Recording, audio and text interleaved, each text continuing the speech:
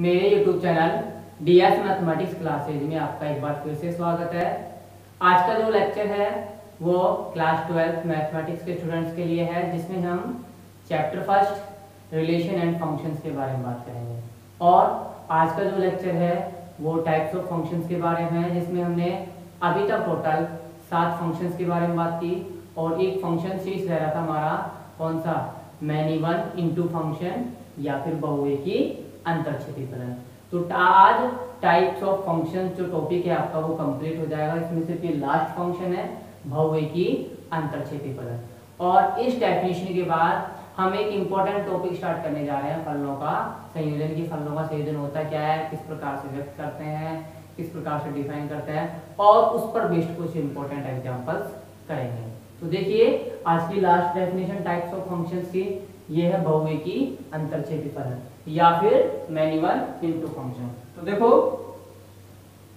एक फंक्शन है f जो दिया गया है सेट a से सेट b में, ठीक भाई। एक फंक्शन f सेट a से सेट b में दिया गया है और किस प्रकार से दिया गया है कि f ऑफ a बराबर स्मॉल b, कि किस प्रकार से दिया गया है f ऑफ a बराबर स्मॉल b, जहां पर ईच a तो किसका एलिमेंट है, सेट a का, और ईच स्मॉल b किसका एलिमेंट है, सेट b का।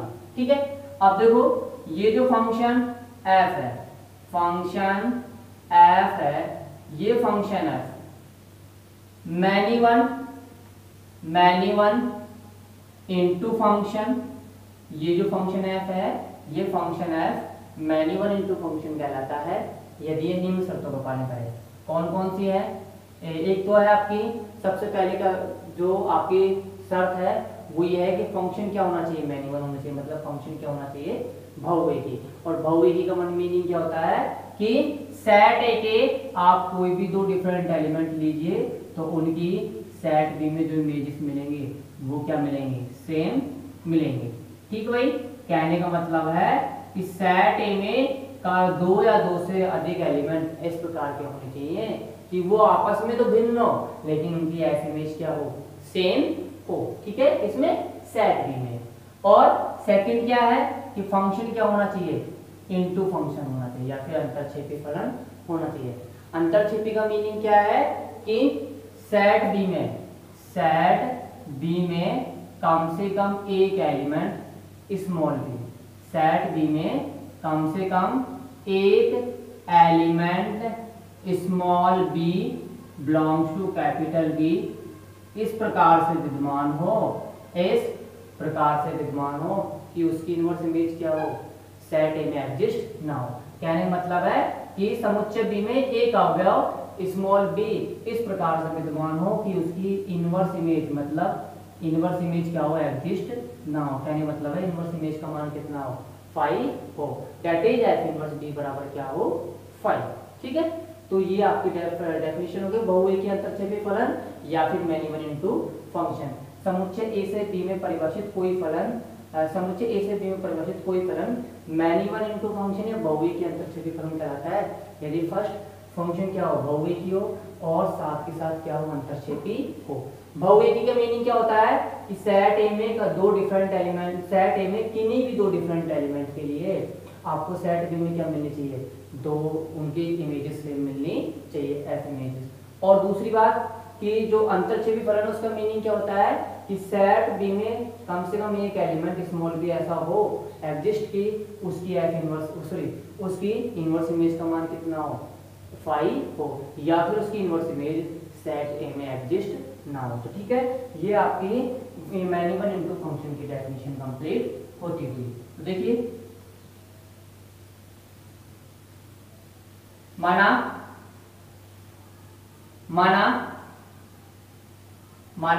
f a से b में, माना f a से b में, माना f समुच्चय a से b में, समुच्चय a से b में एक फलन है, समुच्चय a से b में एक फलन है जो निम्न प्रकार परिभाषित है, जो निम्न प्रकार परिभाषित है। ठीक भाई, जो क्या है, निम्न प्रकार परिभाषित है। ठीक है, किस प्रकार से? That is f from a to b such that f of a बराबर स्मॉल b, जहां पे ईच स्मॉल ए किसका एलिमेंट है? सेट ए का, और स्मॉल बी कैसा एलिमेंट है? सेट बी का। ठीक है, तब समुच्चय तब फलन f बहुएकी अंतरक्षेपी फलन कहलाता है। बहुएकी अंतरक्षेपी फलन कहलाता है यदि फर्स्ट समुच्चय ए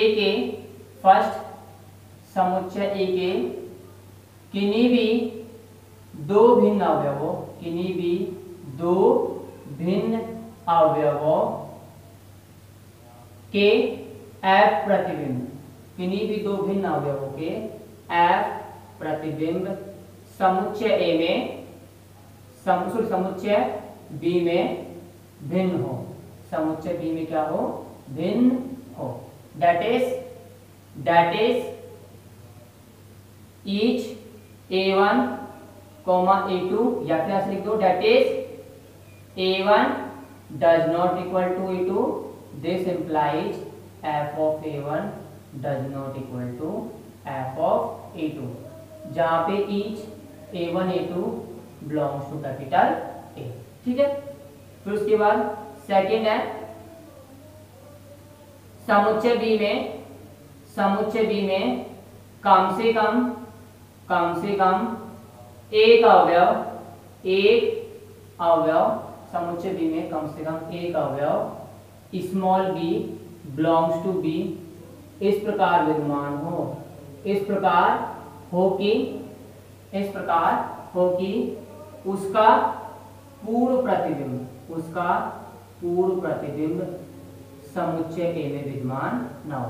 उसका पूर्व प्रतिबिंब समुच्चय ए में विद्यमान ना हो, समुच्चय ए में विद्यमान ना हो या विद्यमान नहीं हो। That is f inverse b बराबर 5। That is f inverse b बराबर 5। ठीक है, तो ये आपके मैन इवन इनटू फंक्शन की डेफिनेशन कंप्लीट होती हुई। अब इससे रिलेटेड एक एग्जांपल भी देख लीजिए ताकि आपको स्पष्टली समझ आ जाए। एग्जांपल में आप एक फंक्शन लीजिए f, कहां से कहां फंक्शन लेना है आपको? z से n में। ठीक भाई, एक फंक्शन लेना है आपको सेट ऑफ इंटीजर से सेट ऑफ नेचुरल नंबर में, और फंक्शन किस प्रकार से डिफाइन हो रहा है? फंक्शन हो रहा है f of x बराबर x²। ठीक है, जहां पे each x किसको बिलोंग कर रहा है? सेट ऑफ इंटीजर वो। तो आप देखो ये फंक्शन कौन सा फंक्शन है? इस फंक्शन में आपको चेक करना है कि क्या किन्हीं भी दो डिफरेंट एलिमेंट्स की f इमेज क्या डिफरेंट है या फिर सेम है। तो देखो आप कोई भी दो एलिमेंट लीजिए, आपने जैसे ले लिया a1 बराबर तो आपने ले लिया 2 और a2 बराबर ले लिया -2। ठीक है, या फिर आप ऐसा कह दो आपने दो एलिमेंट ले लिए, तो 2 और एक क्या ले लिया -2। दोनों के दोनों क्या है? डिफरेंट है, तो इनके f इमेज चेक कीजिए। इनके f इमेज चेक करते हैं तो दोनों की f इमेज क्या आ रही है? दोनों की f इमेज सेम आ रही है। 2 की f इमेज क्या आएगी? 4, और -2 की f इमेज क्या आएगी? 4। कहने का मतलब है कि फलन f कैसा फलन है? बहुएकी फलन है। ठीक है, फलन f कैसा फलन है? बहुएकी फलन है। ठीक है, तो ये तो बहुएकी फलन। अब चेक करना है फलन कि फलन है वो आपका आच्छादक है या फिर अंतरक्षेपी है। फलन अगर आच्छादक होगा तो आप क्या कह सकते हो कि फलन का रेंज सेट है किसके बराबर होगा? कोडोमेन के, और आच्छादक होने पर। और अगर फलन आपका अंतरक्षेपी है तो रेंज सेट किसका सबसेट होगा? कोडोमेन का सबसेट होगा। तो यहाँ पे रेंज सेट आप देखते हो तो f ऑफ a क्या आ रहा है? एफ ऑफ ए बताइए, एफ ऑफ ए आ रहा है क्या 0 1 4 9 16, ठीक है। ये क्या आ रहा है फलन का रेंज सेट। अब आप देखते हो ये रेंज सेट सबसेट किसका है, ये जो रेंज सेट है ये रेंज सेट सबसेट है किसका, सेट एन का, ठीक है। किसका सबसेट है, सेट एन का सबसेट है। तो आप क्या कह सकते हो कि इसलिए फलन एफ अंतरछेदी फलन है, ठीक है भाई। कैसा फलन है, अंतरछेदी फलन है। अतः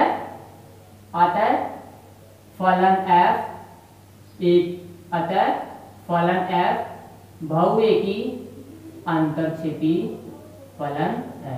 भाई फलन एफ क्या है, बहुएकी अंतरछेदी फलन है, ठीक है। तो ये रिलेटेड एग्जांपल आपका कंप्लीट होता हुआ। अब देखो आपके टाइप्स ऑफ फंक्शंस जो टॉपिक था वो कंप्लीट हो गया। इसमें टोटल 8 फंक्शंस थे और लास्ट फंक्शन था आपका मैनी वन इनटू फंक्शन, जिसकी डेफिनेशन भी कंप्लीट हो चुकी है, साथ साथ एक एग्जांपल भी कंप्लीट हो चुका है। अब इसके बाद जो नेक्स्ट टॉपिक है वो है फलनों का संयोजन या फिर कंपोजिशन ऑफ फंक्शन, ठीक है। नेक्स्ट जो आपका टॉपिक है सबसे इंपॉर्टेंट टॉपिक जो कि इस चैप्टर में अहम भूमिका निभाने जा रहा है। मतलब अगर आप ये कहें कि इस चैप्टर में से अगर कंपोजिशन ऑफ फंक्शंस की डेफिनेशन को हटा दिया जाए या रिमूव कर दिया जाए तो इस चैप्टर का कोई मीनिंग नहीं दिया जाता बोर्ड एग्जाम्स के पॉइंट ऑफ व्यू से। मतलब आप इस चैप्टर में से सिर्फ ये डेफिनेशन हटा दीजिए और चैप्टर को एज इट इज रहने दीजिए, तो अब मैं कहता हूँ कि बोर्ड एग्जाम के पॉइंट ऑफ व्यू से ये चैप्टर रहेगा ही नहीं। जिस लेवल से मतलब जिस स्तर का चैप्टर होना चाहिए बोर्ड एग्जाम्स के लिए उस लेवल या उस स्तर का ये चैप्टर नहीं रहेगा। तो आपकी इंपॉर्टेंट डेफिनेशन है सबसे पहले फलनों का संयोजन, ठीक है। क्या है, फलनों का संयोजन। देखो फलनों का संयोजन होता क्या है,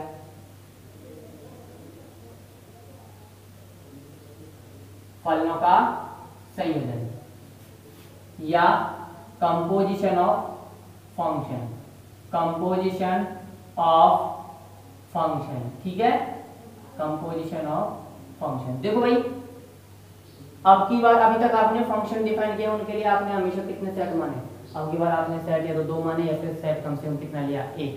अब की बार आपको क्या करना है, सेट या तो लेने हैं 3 या फिर सेट लेने हैं 2 या फिर सेट आप 1 भी ले सकते हो। मतलब आप सेट्स की संख्या कुछ भी कर सकते हो, या तो सेट लो आप 3 सेट ले ले तो 3 हो गए डिफरेंट, हो तीनों सेट्स क्या हो गए डिफरेंट, या लो सेट आप 2 तो 2 सेट ले लीजिए डिफरेंट, और या लो आप 1 ही सेट, ठीक है। तो अब की बार आप सेट्स की संख्या कितनी हो, टोटल सेट्स की संख्या होगी 3। हमेशा ध्यान रखना, चाहो तो वो 3 वाला हो सकते हैं या उनमें से कोई 2 बराबर होंगे और तीसरा बराबर नहीं होगा, या फिर तीनों के तीनों सेट क्या होंगे, बराबर होंगे। तो देखो अब की बार आपको 3 सेट लेना है ए बी सी, ठीक है। 3 नॉन एम्प्टी सेट लेने हैं ए बी और सी, ठीक है। आपको 3 नॉन एम्प्टी सेट लेने हैं ए बी सी, मतलब नॉन एम्प्टी का मतलब है कम से कम इनमें कितना एलिमेंट है 1, और 2 फंक्शन लेने हैं एफ और जी, ठीक है।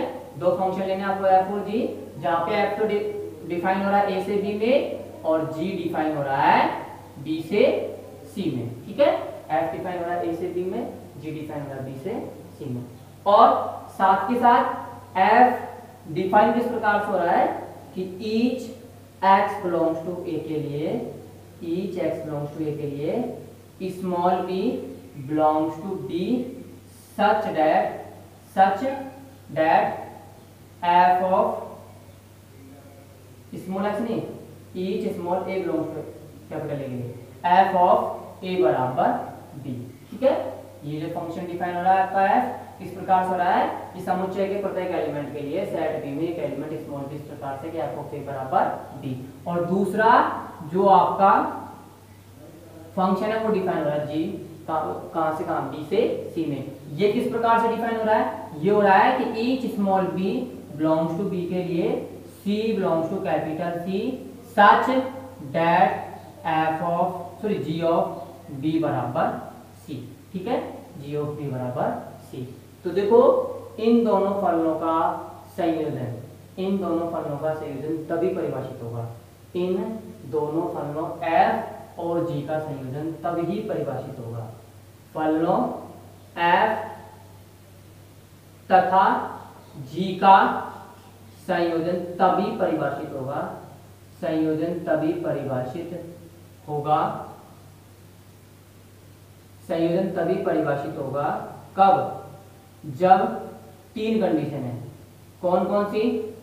फर्स्ट तो है आपकी फलन f का परिसर, फलन f का परिसर किसके बराबर हो? फलन f का परिसर बराबर हो आपके फलन g के डोमेन के। ठीक है, फलन f का परिसर बराबर होना चाहिए फलन g के डोमेन के। ठीक है, फिर सेकंड है कि फलन f का डोमेन, फलन f का डोमेन किसके बराबर हो? संयुक्त फलन g और f के डोमेन के बराबर हो। और थर्ड है कि फलन g की रेंज, फलन g की रेंज किसके बराबर हो? संयोजित फलन या संयुक्त फलन g और f की रेंज के बराबर हो। ठीक है भाई, या इनका जो फलन f और g का संयोजन संयुक्त फलन है, संयोजन फलन है, वो उसको किससे व्यक्त करते हैं? उसको व्यक्त करते हैं g और f से, और वो तभी परिभाषित होगा जब फलन f का परिसर, फलन f का परिसर g के प्रांत के बराबर हो। सेकंड, फलन f का प्रांत संयुक्त फलन के प्रांत के बराबर हो, फलन f का प्रांत संयुक्त फलन के प्रांत के बराबर हो, और फलन g का परिसर संयुक्त फलन के परिसर के बराबर हो। एक बात तो ध्यान रखना, इनके संयुक्त फलन को आप हमेशा डिफाइन करोगे, सॉरी व्यक्त करोगे g और f से, और डिफाइन कहां से कहां होगा? a से c में। ठीक है, जहां पे f तो डिफाइन हो रहा है a से b, और फिर उसके बाद g डिफाइन हो रहा है b से c, तो इनका संयोजन फलन या कंपोजिशन फंक्शन डिफाइन होगा a से c में। किस प्रकार से होगा कि g o f small a बराबर g of f of a बराबर f ऑफ a क्या है? b, f ऑफ a बराबर है b, तो g ऑफ b और g ऑफ b क्या है? c। ठीक है, g ऑफ b क्या है? c।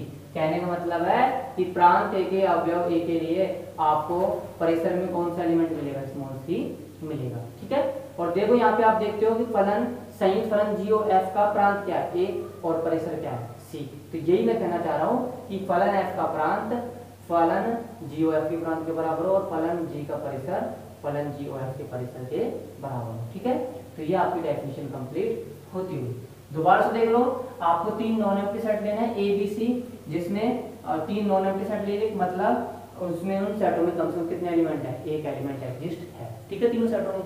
दूसरी बात, आपने दो फंक्शन लिए f और g, f और g आपने दो फंक्शन लिए, जहाँ पे f तो डिफाइन है a से b में, किस प्रकार से कि समुच्चय a के प्रत्येक अवयव a के लिए समुच्चय b में एक अवयव स्मॉल b ऐसा होगा कि f ऑफ a बराबर b, और दूसरा फंक्शन है g, वो डिफाइन हो रहा है b से c में। किस प्रकार से कि समुच्चय b का प्रत्येक अवयव स्मॉल b के लिए समुच्चय c में एक अवयव स्मॉल c इस प्रकार होगा कि g ऑफ b बराबर c। ठीक है, तो इन दोनों फलनों के संयोजन फलन को किससे व्यक्त करोगे? g और f से, और वो डिफाइन होगा a से c में, लेकिन वो तभी डिफाइन होगा a से c में जब ये तीन कंडीशन का पालन करें। कौन कौन सी?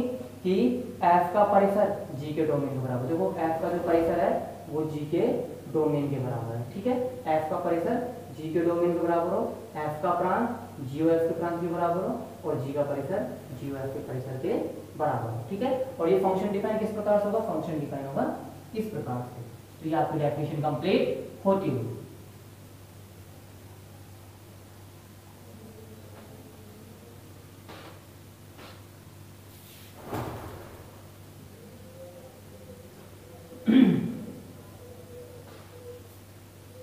देखिए डेफिनेशन, माना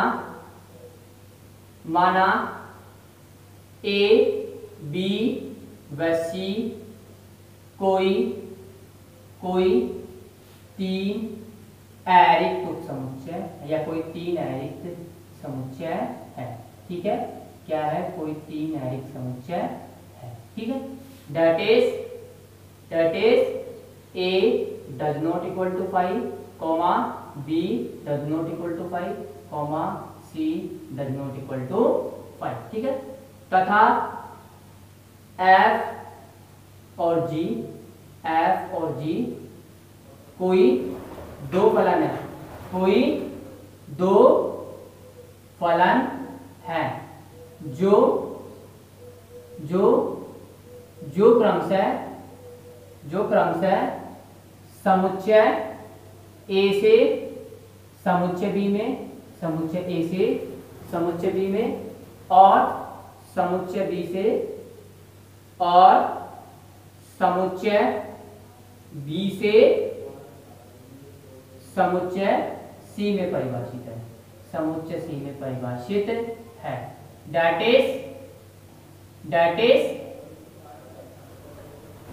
is f from a to b such that f from a to b such that f of a बराबर small b, each small a belongs to capital A और small b belongs to capital B, तथा g from b to c such that g of b बराबर c, जहाँ पे each small b तो किसका होगा, element होगा सेट b का, और स्मॉल c किसका एलिमेंट होगा, सेट c का। ठीक है, तब फलन f तथा g के संयोजन को, तब फलन f तथा g के संयोजन को g of f से व्यक्त करते हैं, संयोजन को g of f से व्यक्त करते हैं, तथा यह समुच्चय A से समुच्चय C में परिभाषित होगा, समुच्चय C में परिभाषित होगा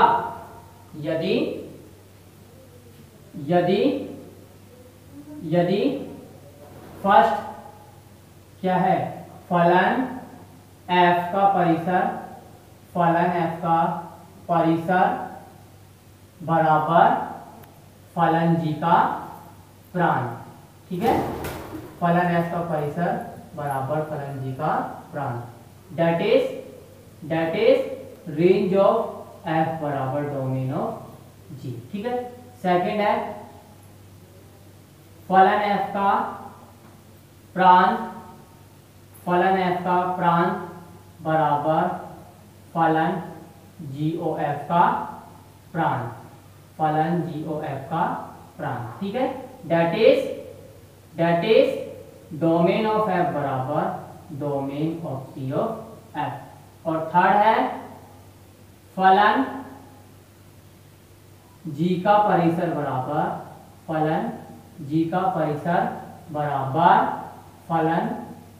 of f का परिसर, ठीक है, that is range of g बराबर range of g of f। ठीक है, तो ये आपकी कंपोजिट फंक्शन की डेफिनेशन हो गई। और एक बात, ये जो इसका संयोजन फलन है या कंपोजिट फंक्शन है वो g of f से डिफाइन होगा, और कहां से कहां परिभाषित होगा, समुच्चय से समुच्चय b में परिभाषित होगा। ठीक है,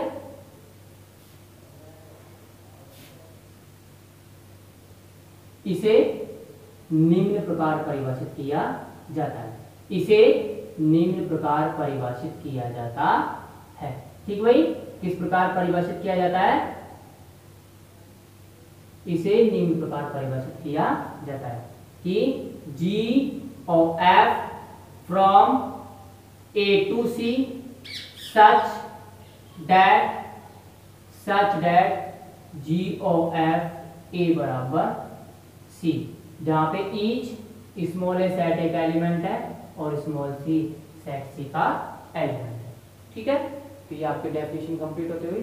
इसके बाद आपका नेक्स्ट है एग्जांपल।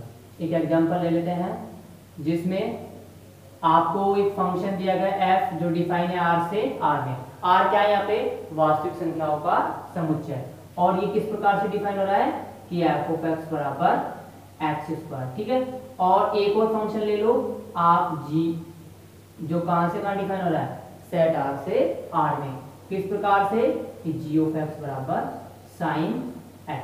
ठीक है, तो अब आपको क्या ज्ञात करना है, आपको ज्ञात करना है संयुक्त फलन GOF तथा FOG, ठीक है, GOF तथा FOG आपको क्या करना है, ज्ञात करना है। अब देखो GOF परिभाषित कब होगा भाई, F तो R से R में डिफाइन है, G भी R से R में डिफाइन है। GOF जब परिभाषित होगा जब F का परिसर G के डोमेन के बराबर, देखो दोनों बराबर है, यहाँ पे R है F का परिसर और यहाँ पे G का डोमेन R है। दूसरी बात F का डोमेन F R से R में है, G R से R में, तो GOF कहाँ से कहाँ होगा, R से R में। तो आप देखते हो GOF आपका डिफाइन हो रहा है कहाँ से कहाँ, ये डिफाइन हो रहा है R से R में। और आप देखते हो F का डोमेन और GOF का डोमेन दोनों बराबर है और G का रेंज और GOF का रेंज दोनों बराबर है। कहने मतलब है संयुक्त फलन GOF भी परिभाषित है। दूसरी बात, इसी प्रकार आपको क्या ज्ञात करना है, FOG देखना है कि FOG परिभाषित है नहीं है। FOG परिभाषित होने के लिए क्या होना चाहिए, पहली कंडीशन कि F का परिसर G के प्रांत के बराबर। देखो F का परिसर, G का परिसर यहाँ पे R है और यहाँ पे F का परिसर प्रांत R है, दोनों बराबर है। दूसरी बात, G का प्रांत FOG के प्रांत के बराबर हो, ठीक है, G का प्रांत किसके बराबर हो, FOG के बराबर। और F का रेंज या F का परिसर किसके बराबर हो, FOG के परिसर के बराबर, जो कि सत्य है, मतलब दोनों कंपोजिट फंक्शन डिफाइन है। अब देखो GOF किस प्रकार से डिफाइन है कि GOF x बराबर G ऑफ fx, fx का मान क्या है x स्क्वायर और G ऑफ x क्या है sin x है, तो G ऑफ x स्क्वायर क्या हो जाएगा sin x स्क्वायर, ठीक है। जबकि FOG क्या होगा, जबकि FOG ऑफ x होगा f ऑफ gx क्या है sin x, ठीक है, gx क्या है sin x। जब fx बराबर x स्क्वायर तो f sin x किसके बराबर होगा, sin स्क्वायर x के, ठीक है। तो ये आपके कंपोजिट फंक्शंस जो डेफिनेशन से रिलेटेड एग्जांपल हो गया, इंपॉर्टेंट नहीं है एग्जांपल, बट आपको समझ में आ गया होगा कि आपको किन्हीं भी दो फलनों का संयोजन कब किया जा सकता है, और अगर संयोजन हो संभव है तो फिर उस संयोजन का मान किस प्रकार से ज्ञात करना है, ठीक है। तो आज की जो क्लास है वो यहीं पे कंप्लीट होती हुई, और अगर आपको वीडियो अच्छी लगे तो लाइक करें, शेयर करें, साथ के साथ चैनल को सब्सक्राइब जरूर करें। धन्यवाद।